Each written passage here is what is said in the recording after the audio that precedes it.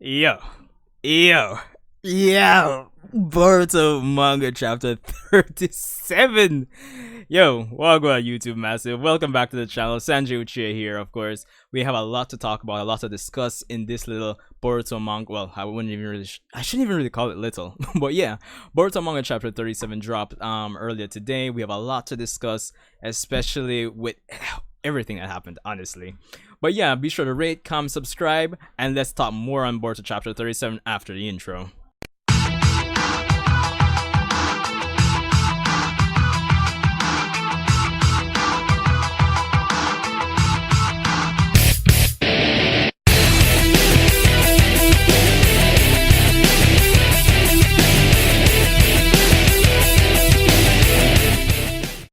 Yo, you two massive wagwan! Yo, welcome back, people. Sanjay Uchiha here. Jano, Boruto Manga Chapter 37. You know, what's the best way to describe this chapter, honestly? You know, like when you really want something and you've been waiting and waiting for it, and then you get it, but you get it plus an extra extra bit. Like you were waiting a piece of cheesecake. Just one slice, and then you got two slices. Like that's a perfect description for Boruto Manga Chapter 37. Now, my initial impressions coming off this chapter, like, I'm tired of saying this every month. Like, the Boruto manga, straight, yo, it is sick. Honestly, sick. That's just my initial impressions coming off it. But let's get right into what actually happened. So, with Boruto Manga Chapter 37, probably the most anticipated chapter to date, as we've been saying in a lot of my Boruto discussions, we were expecting Naruto versus Jigen, but we got something so much better. We got Naruto and Sasuke versus Jigen. Now, let's start at the beginning. The chapter obviously starts off where we left off, where Naruto was confronting Jigen, but at that moment we have Kawaki basically saying, yo, I'll cooperate, I'll go with you, because he wants to protect Naruto from any injury. And at this point we get an interesting line from him that, you know, what we already pretty much knew, that Jigen is so much stronger than Delta, but over the course of the last few chapters, because ever since about chapter 28, 29, thereabout, we've been having comparisons between Naruto and Jigen, but as we go along, they've been steadily, you know, hammering the point down that, you know, probably Jigen may be clear-cut stronger than Naruto, and that's the vibe I got for this chapter. So, and honestly, even Kawaki trying to give himself up just to protect Naruto, of course, it kind of highlights a lot of the growth that he's had since he's coming to Konoha for the most part, which is always good. We've been getting a lot of that for the last few chapters, so definitely a plus for this chapter. Now, of course, Jigen being Jigen, saying, yo, this isn't working out, he transports Naruto to the another dimension, which is a plus, because I know a lot of us as fans are gonna want to make the quote-unquote excuse that, you know, Naruto wouldn't have been able to go all out if he was fighting in the village. So Ikemoto, I believe it's Ikemoto's the writer, right? And Kodachi's the illustrator, the artist, or is it the other way around? But anyhow, the point is, they went to another dimension, and it's at this point that when he's about to attack Naruto, Sasuke comes in. I'm like, yo. I was not expecting that, honestly. Now, the fight between Naruto and Sasuke and Jigen is very interesting. I honestly love it, and I can't wait to see this in the anime. Now, it's one of those fights where it goes to show you that Naruto is still that series where you don't necessarily have to have a crazy amount of power. Sometimes it's technique, but in the case of Jigen, we have both technique and power. Now, as the fight goes on, we have Jigen putting up a damn good fight against both Naruto and Sasuke, which is, I think, looking back on it now, instead of just having Naruto versus Sasuke, having this instead was the better move from a narrative standpoint for this chapter.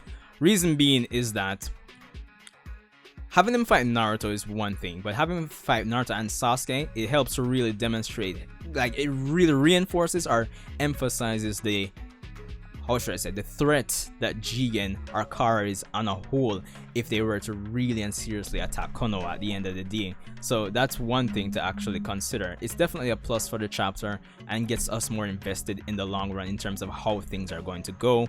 And at the end of the day, it should help motivate the other characters to, you know, level up and get us invested in them as well. The new generation specifically, and probably to a degree the old generation. To a degree. But yeah, so we find out throughout the course of the fight that Jigen has an ability to shrink objects. And like, you know, off the top of your head, you know, like that doesn't really sound that impressive for the most part, but apparently he'll impale or stab you with them, but they're so small, the object he stabs you with is so small, like one of the chakra rods of the Rinnegan. Take one of those, because that's what he was working with. He can manifest those chakra rods essentially, but they're so small that when they stab you, you don't actually feel it. But he can, when he brings them back to their original size, that's when they do their damage. So that's the tricky part to his technique.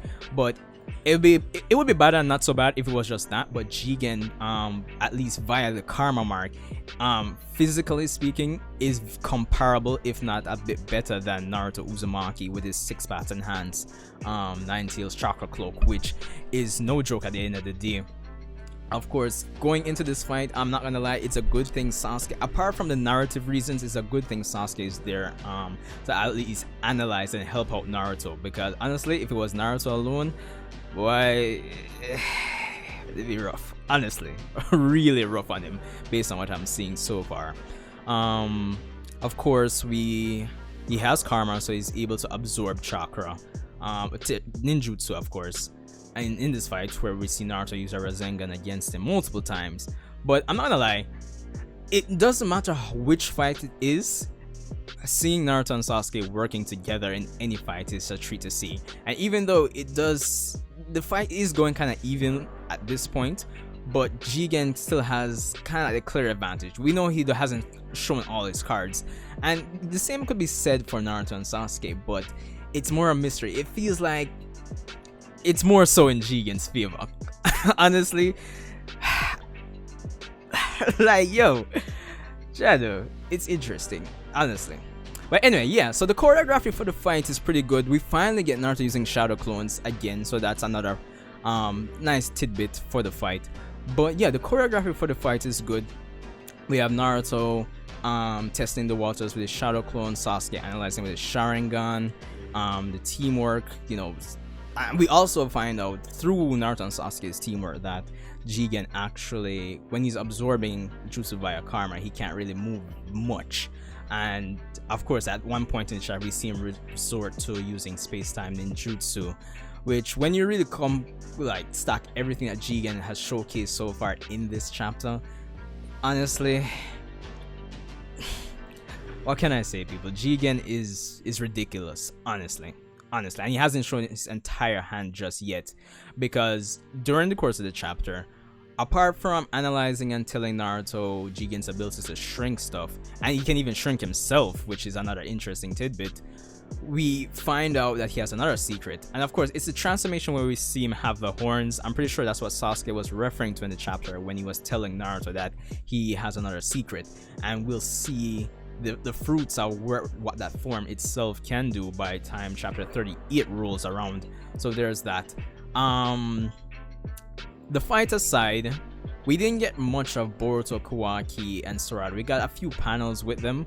Going back to the house, we saw that the karma mark has basically deactivated on Boruto and Kawaki, so there's definitely that. We see Sarada as well. She's arrived to the Uzumaki residence where she see the chakra rods that were used to impale Naruto earlier. But that's all that can be said. Boruto and those guys didn't really contribute much. The central or the main thing was definitely the fight for this chapter. And honestly, the chapter ends where we see Naruto use a giant Rasengan to kind of help pin down Jigen. So he essentially absorbs the Rasengan. Sasuke is about to stab him. He uses space-time to escape, and of course, Jigen does compliment that Sasuke probably is the one that he needs to really take out first. He compliments Sasuke's analytical skills and his ability to just stay calm and focused. So there's that. And we see him assume his transformation, the same transformation that he took on when he absorbed the Ten Tails chakra. So there is that. That's where we have the chapter ending with Jigen basically saying that, you know, every jutsu or every technique has a weakness, and that Naruto and Sasuke won't have that opportunity, or they won't get that lucky again. And he assumes the transformation, and that's where the chapter ends basically. All in all, it was a battle-oriented chapter, honestly. As I said, it was, to me, honestly, the most anticipated chapter to date for the Boruto manga, and we got a little extra on top of what we anticipated with Sasuke joining the battle against Jigen. Now, of course, as I mentioned, the positives, seeing Kawaki as a character, you know, continuously defend Naruto, it kind of, I mean, considering this is monthly, to a degree, it kind of feels like Kawaki kind of got to the point of admiring Naruto to such a degree, like, very quickly, but at the same time, it's still believable. It's not so far outside the box of imagination based on the piece and what we had represented with in the story to date so far. So there's that. So that's one plus. The choreography of the fight between Naruto and Sasuke versus Jigen, definitely great. I enjoyed seeing the shadow clones from Naruto again. So there's that. Definitely adding Sasuke to the fight helps us really and truly solidify the threat that Jigen is. And honestly, it's made me, and I'm sure it's made every one of you guys out there, so much more invested in what's going to happen in the manga. Honestly, it's crazy. Jigen, no joke. His abilities, he has that quirky ability, plus the physical strength and space-time jutsu to boot, to actually back up his talk and karma. So what can I say? It's going to be one heck of a time to see how this fight's going to end. Of course, I'm pretty sure I probably should bring up the point that probably Sasuke is not at full power. I don't think they're going all in. They're kind of testing the waters. I guess we'll see how things pan out with this coming chapter for chapter 38. But yeah, let me know what you guys thought about the chapter for the most part. I loved it. Choreography, characterization for Kawaki, establishing threat, and even more investment from us as the audience or the readers in what's going to happen for the story, for the overall narrative. Like like, how can I say, the Boruto manga month after month has been doing it's awesome. If you aren't reading the manga, you really need to get into it. But anyway, I think that's all I can say. If there's anything I missed, let's talk about it in the comment section below. Be sure to rate, comment, subscribe, share this review out to your friends if you like it. I appreciate the support. Journey to 1,000 subs.